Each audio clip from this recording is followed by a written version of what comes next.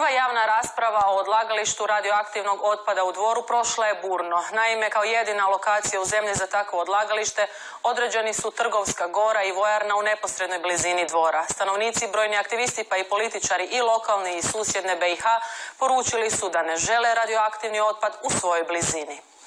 Se još nadograđuju.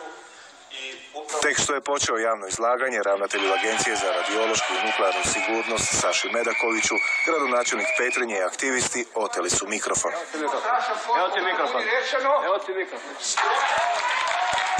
Pa valjda svaki normalan čovjek mora biti protiv nuklearnog otpada. Pozivamo i premijera Oreškovića i Petrova i Karamarka da zaustave ovo nasilje, zapravo i agresivnu kampanju koju provodi Agencija za nuklearni otpad. Medakoviću nije preostalo ništa drugo nego da sjedne i sasluša govornike.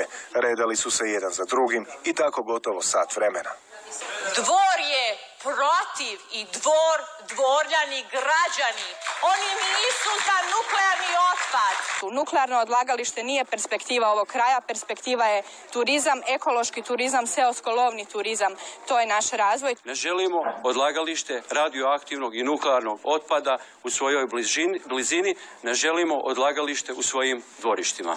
Medaković kaže o ovom će incidentu obavijestiti resorno ministarstvo kao i Ministarstvo vanjskih poslova. Tvrdi raspravom i trebao građanima dati više informacija.